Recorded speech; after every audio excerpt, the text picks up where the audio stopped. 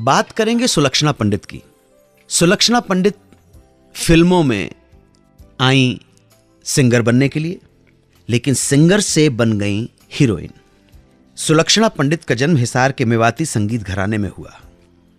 प्रसिद्ध classical singer Pandit Jasraj उनके चाचा लगते हैं। संगीत विरासत में मिला। मछली के बच्चों को तैरना कौन सिखाता है, बचपन से ही तालीम शुरू हो गई। एक फिल्म आपको याद दिलाना चाहूंगा, 1967 की यह फिल्म है। फिल्म का नाम है तकदीर।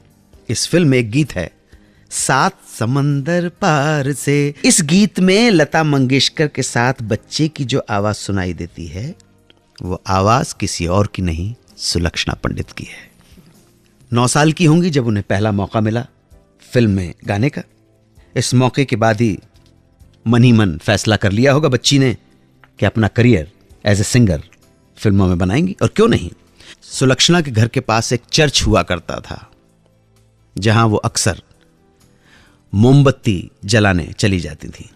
वहां सुलक्षणा ने कई बार गौर किया कि लोग उन्हें देखकर बातें करते हैं। कुछ दिन तक तो आम बात समझकर सुलक्षणा नजरअंदाज करती रहीं, लेकिन जब उन्होंने इस बात पर गौर करना शुरू किया तो एहसास हुआ कि शायद लोग उनकी ब्यूटी को देखकर बात कर रहे हैं।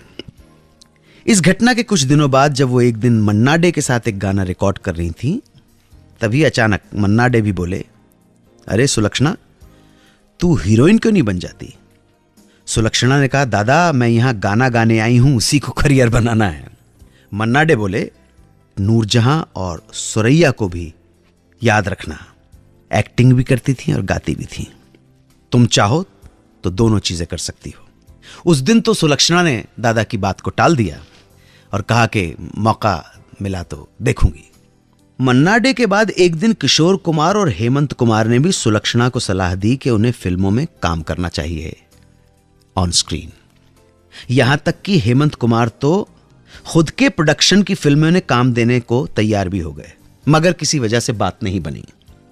लेकिन इन सब घटनाओं से सुलक्षणा के जहन में यह बात आ जरूर गई कि जब इतने सारे लोग कह रहे हैं तो उन्हें फिल्मों में काम करना चाहिए एज एन एक्ट्रेस। कोशिशें बढ़ गई होंगी और फिर हुआ भी यही। थोड़ी सी कोशिशों के बाद ही सुलक्षणा को पर्दे पर आने का मौका मिला फिल्म उलझन में संजीव कुमार के साथ। और धीरे धीरे गायिका बनने आई सुलक्षणा बतौर नायिका इतनी व्यस्त हो गई कि गाना वाना सब एक तरफ रह गया और एज ए हीरोइन उन्हें नाम, शोहरत, मान, सम्मान सब कुछ मिल गया। आपके साथ एक किस्सा शेयर करना चाहूंगा जो फेमस ताड़देव के ओनर श्री राजकुमार सेक्सरिया साहब ने मुझे सुनाया। बेहतरीन आदमी हैं, बहुत जिंदगी देखी है उन्होंने। फिल्म इंडस्ट्री को बहुत नजदीक से राजकुमार सेक्सरिया साहब ने देखा है, अनुभव किया है। हमारी मुलाकात हुई और ढेर सारे किस्से उन्होंने सुनाए। उनमें से एक किस्सा मैं आपको सुनाऊंगा फेमस ताड़देव के ओनर राजकुमार सेक्सरिया ने जो मुझे सुनाया मुकेश जी और लता जी के बारे में। बस थोड़ी देर में आप सुनते रहें सुहाना सफर विद अन्नू कपूर, सिर्फ 92.7 बिग एफएम पर।